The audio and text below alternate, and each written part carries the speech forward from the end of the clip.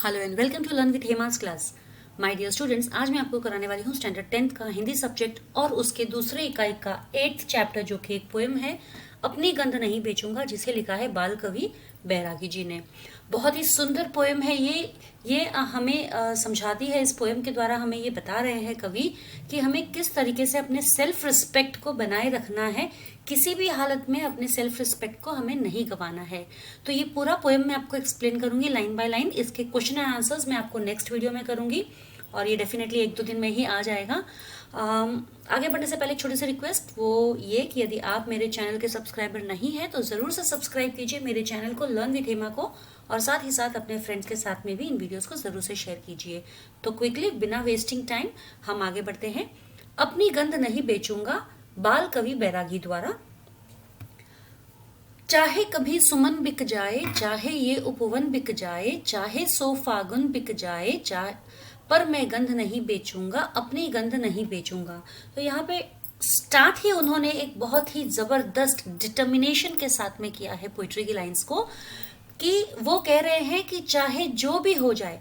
अब यहाँ पर बच्चों, जो ये गंध है, अपनी गंध नहीं बेचूंगा, तो ये गंध जो है, दिस स्टैंड्स फॉर स्वाभिमान, सेल्फ रिस्पेक्ट जो हम बोलते हैं, स्वाभिमान। यानी इंसान को अपना स्वाभिमान किसी भी हालत में नहीं बेचना चाहिए।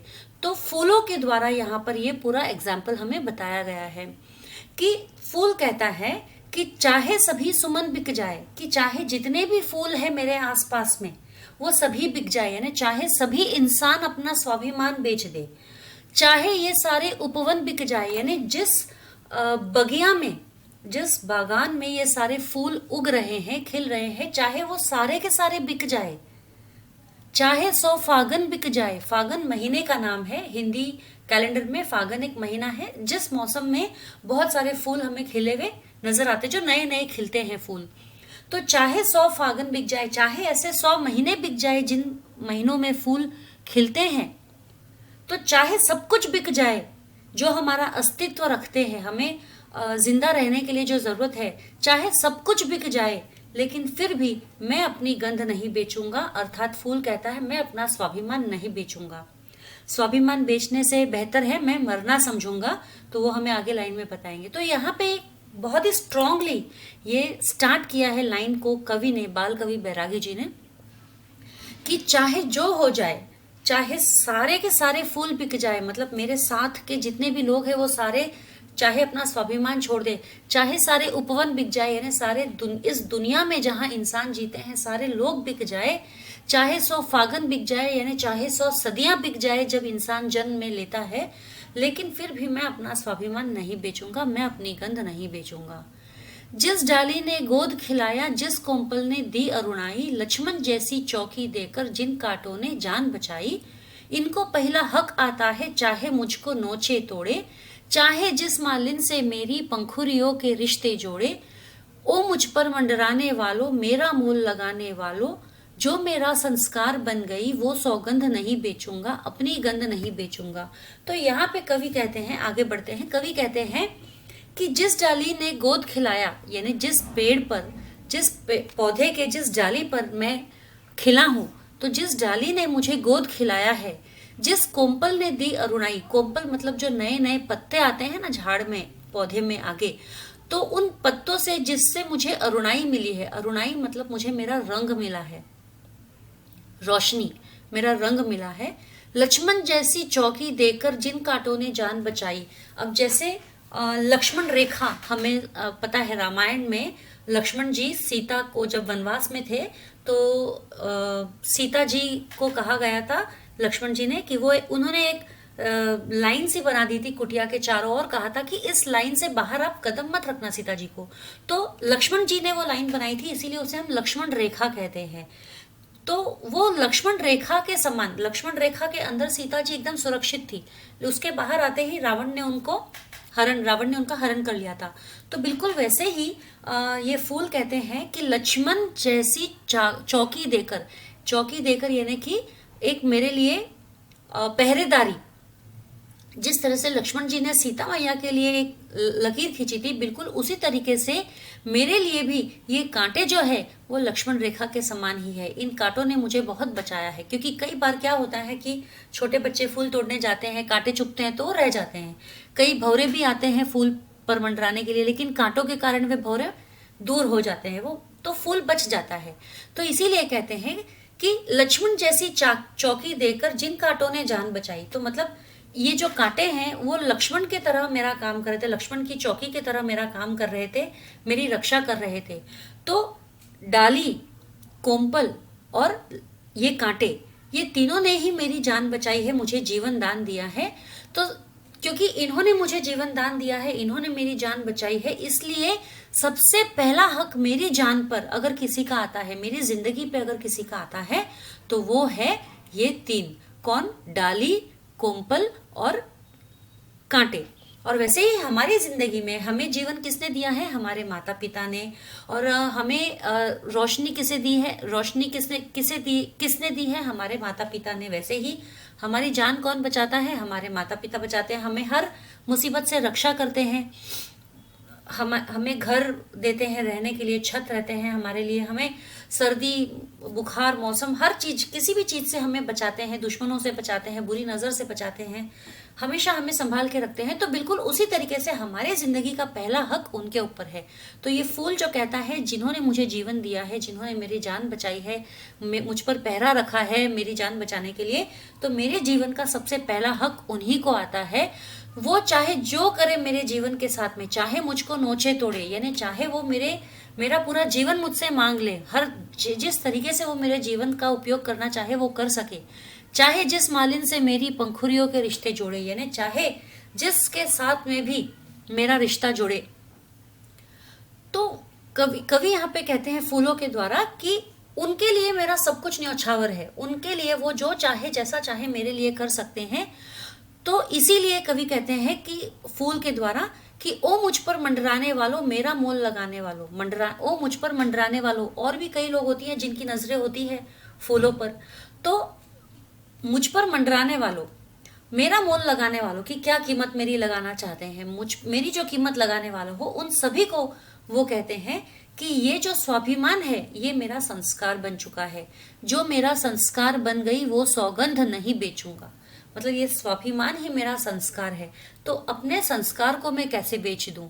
तो मैं कभी मेरे संस्कार को नहीं बेचूंगा, अपनी गंध नहीं बेचूंगा, मैं अपनी गंध नहीं बेचूंगा। मौसम से क्या लेना मुझको, ये तो आएगा जाएगा, दाता होगा तो दे देगा, खाता होगा तो खाएगा। कोमल भौरों के सुर सरगम, पतझरों का रोना धोना, मुझ पर क्या अंतर लाएगा, पिचकारी का जादू टोना। ओ नीलाम लगाने वालों, पल पल दाम बढ़ाने वालों, जो मैंने कर लिया स्वयं से वो अनुबंध नहीं बेचूंगा, अपनी गंध नहीं बेचूंगा। अब यहाँ पर फूल कहते हैं कि हम जो जीवन हमें मिला है, उस जीवन में हम आ गए हैं, लेकिन जब हम जीवन जी रहे हैं तो हमारे जिंदगी में दुख तकलीफें ये तो आती ही रहेगी, मतलब स्ट्रगल्स तो हमारे लाइफ में बना ही रहेगा। तो मौसम से क्या लेना मुझको, तो इन मुसीबतों से क्या लेना मुझको, ये तो आएगा जाएगा। हम मेरी जिंदगी में तो बहुत सारी मुसीबतें आएगी जाएगी, ये कोई अगर मुसीबत आई तो वो हमेशा के लिए थोड़ी खड़ी रहेगी, वो तो आएगी, थोड़े समय रहेगी और चली जाएगी। तो इन मौसमों का, तो फूल मौसमों को कह रहे हैं कि ये मौसमों से मुझे क्या लेना देना, ये तो आएंगे जाएंगे। हमारी जिंदगी में मौसम की जगह पर हम मुसीबत समझ सकते हैं, कठिनाइयां समझ सकते हैं, स्ट्रगल समझ सकते हैं।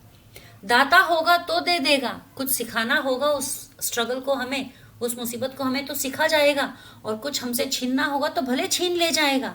कोमल भौरों के सुर संगम, पतझरों का रोना धोना, चाहे इसमें कोमल भौरे जो है, वो भौरे जो गुनगुनाते रहते हैं फूलों के पास में आके करते रहते हैं उस तरीके से आवाज, तो पतझरों का रोना धोना, जो बरसात गिरती है, बरसात की भी काफी लगती है, पानी जोर से गिरता है, बूंदे जोर से गिरती है तो फूल पर काफी लगते होंगे।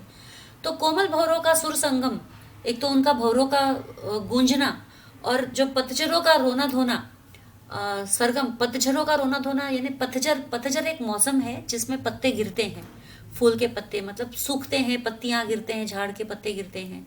तो पतझरों का रोना धोना, वो पतझर भी आएगा, मुझ पर क्या अंतर लाएगा, पिचकारी का जादू टोना। और जब बरसात भी आ जाएगी, गिरेगी, बरसेगी जोर से मुझ पर, तो भी मुझ पर इसका कुछ भी फर्क नहीं पड़ेगा, मुझ पर कोई अंतर नहीं होगा। मैं जिस स्वाभिमान से जी रहा हूं, मैं उसी स्वाभिमान से जीऊंगा, चाहे कोई भी कैसा भी मौसम हो, कोई भी कैसी भी परिस्थिति हो, मैं कभी भी अपने स्थान से नहीं डगमगाऊंगा। मतलब जो बात पर मैं अड़ा हूं, मैं अपना स्वाभिमान नहीं बेचूंगा, मैं उस बात से कभी नहीं डगमगाऊंगा, मैं अपने आप को कभी कमजोर महसूस नहीं करूंगा, और जितनी भी मुसीबतें आएगी उन सबको मैं एकदम, सबका एकदम बहादुरी से सबका सामना करूंगा। तो ओ नीलाम लगाने वालों, पल पल दाम बढ़ाने वालों। तो जब क्या होता है कि ऐसे जब मुसीबतें आती है ना, तो इंसान का पेशेंस टेस्ट होता है। तो वो कहते हैं कि ओ नीलाम लगाने वालों, कि जो कह रहे हैं ना कि अब ये टूटेगा, अब ये टूटेगा, तुम चाहे किसी भी तरह की मुसीबत ले आओ मेरे सामने, मैं नहीं टूटूंगा, तुम भले मेरे दाम बढ़ा दो। नीलाम करना यानी क्या होता है, जब बोली लगती है, कोई कहता है कि एक कीमत लगा देता है, कोई उससे बढ़कर कीमत लगाता है, कोई उससे भी बढ़कर, तो सबसे ज्यादा कीमत लगाता है, उसके नाम वो चीज हो जाती है। तो ये फूल कहते हैं कि मैं अपने स्वाभिमान की तुम कितनी ही कीमत लगा दो, मैं उसे कभी नहीं बेचने दूंगा, कभी नहीं बिकने दूंगा। तो तुम जो देखते ही रह जाओ, मैं हर मुसीबत का सामना डट के करूंगा, और कभी किसी मुसीबत के सामने अपने घुटने नहीं टेकूंगा। तो ओ नीलाम लगाने वालों, पल पल दाम बढ़ाने वालों, मैंने जो कर लिया स्वयं से, मैंने अपने आप से कर लिया है। क्या कर लिया है? अनुबंध। तो फूल क्या कह रहा है? मैंने अपने आप से क्या कर लिया है? अनुबंध। अनुबंध यानी कि एक तरह का एग्रीमेंट, पैक्ट, ठीक है। तो मैंने अपने स्वयं से जो अनुबंध कर लिया है, मैं नहीं बेचूंगा। क्या नहीं बेचूंगा? अपनी गंध नहीं बेचूंगा। तो क्या एग्रीमेंट किया है लेखक ने अपने आप से? कि वो अपनी गंध नहीं बेचेगा, है ना। मैंने जो कर लिया स्वयं से, फूल ने अपने आप से जो अनुबंध किया है, अनुबंध यानी एग्रीमेंट, कि मैं अपनी गंध नहीं बेचूंगा, यानी अर्थात अपना स्वाभिमान नहीं बेचूंगा। आखिरी स्टेंजा है, मुझको मेरा अंत पता है, पंखुरी पंखुरी झर जाऊंगा, लेकिन पहले पवन परी संग एक के घर जाऊंगा, भूल चूक की माफी लेगी सबसे मेरी गंध कुमारी, उस दिन ये मंडी समझेगी किसको कहते हैं खुददारी, बिकने से बेहतर मर जाऊं, अपनी माटी में झर जाऊं, मन ने तन पर लगा दिया जो, वो प्रतिबंध नहीं बेचूंगा। तो अब यहाँ पे कह रहे हैं, बहुत ही ब्यूटीफुल ये स्टेंजा है यहाँ पे, कि मुझको मेरा अंत पता है, यानी कि फूल भली भांति जानता है कि इस दुनिया में जो आया है जन्म लेकर, वो इस दुनिया को छोड़कर जाएगा भी, मतलब जो जन्मा है उसका अंत भी होगा। तो फूल कहता है कि अगर मैं जन्मा हूं तो मुझे पता है मेरा अंत भी एक ना एक दिन तो अवश्य आएगा ही, मेरी भी मृत्यु होगी। तो मुझको मेरा अंत पता है, तो क्या मृत्यु के डर से मैं अपने आप को बेच दूं? नहीं।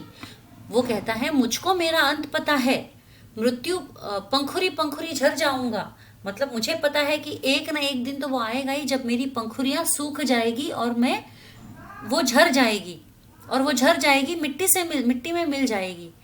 लेकिन वो होने से पहले, मतलब मेरा अंत आने से पहले, मैं पवन परी संग, किसके संग? पवन परी संग, यानी कि हवा पर बैठकर, मेरी गंध को हवा पर बिठाकर मैं सब जगह पर एक एक के घर जाऊंगा, एक एक के घर जाऊंगा, यानी एक एक फूलों के पास जाऊंगा, भूल चूक की माफी लेगी सबसे मेरी गंध कुमारी। और जब मैं एक एक के घर जाऊंगा तो जो मेरी गंध कुमारी है, जो मेरी खुशबू है, मेरी सुगंध है, वो हर एक से माफी मांगेगी। कौन माफी मांगेगी? सुगंध कुमारी, ठीक है। किससे? हर एक फूल से, हर एक के घर जाकर। तो ये होते हैं खुददार इंसान का एक निशानी, खुददार इंसान की निशानी की, यानी खुददार इंसान कभी बिकेगा नहीं। खुददार इंसान माफी मांगने से कभी पीछे नहीं हटेगा। माफी इसलिए मांगता है कि कहीं जाने अनजाने में उससे कोई गलती हो गई हो, किसी के साथ कोई बुरा हो गया हो उसकी वजह से, तो उसके लिए वो क्षमा याचना चाहता है। ये खुददार इंसान की एक निशानी है। तो इसीलिए कहते हैं, लेकिन पहले पवन परिसंग, पवन यानी हवा, हवा के झोंकों पर बैठकर मैं एक एक के घर जाऊंगा और भूल चूक की माफी लेगी सबसे मेरी गंध कुमारी। और जब मैं उनके घर जाऊंगा तो मेरी जो गंध कुमारी है, मेरा जो स्वाभिमान है, वो उन सबसे माफी मांगेगा अपनी भूल की, अपनी गलती की। उस दिन ये मंडी समझेगी किसको कहते हैं खुददारी। तो उस दिन ये मंडी समझेगी, मंडी यानी जो बाजार होता है जहां पर खरीदने बेचने वाले लोग होते हैं। स्वाभिमान खरीदने वाले बहुत लोग मिलेंगे ना मंडी में, तो वो मंडी जो समझेगी कि खुददारी क्या होती है, स्वाभिमान क्या होता है, उस दिन ये लोग समझेंगे जब मैं एक एक के घर जाऊंगा सबसे माफी मांगने, उस दिन ये मंडी समझेगी किसको कहते हैं खुददारी। बिकने से बेहतर मर जाऊं, अपनी माटी में झर जाऊं।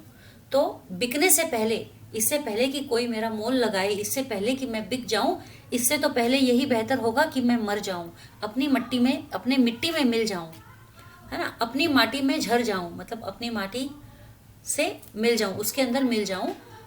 मन ने तन पर लगा दिया जो वो प्रतिबंध नहीं बेचूंगा। किसने किस पर लगा दिया है? मन ने तन पर। किसने किस पर प्रतिबंध लगाया है? मन ने तन पर। या तन पर किसने प्रतिबंध लगाया है? मन ने। मन ने किस पर क्या लगाया है? मन ने तन पर प्रतिबंध लगाया। तो इस तरह के किसी भी तरीके से आपको सवाल पूछ सकते हैं।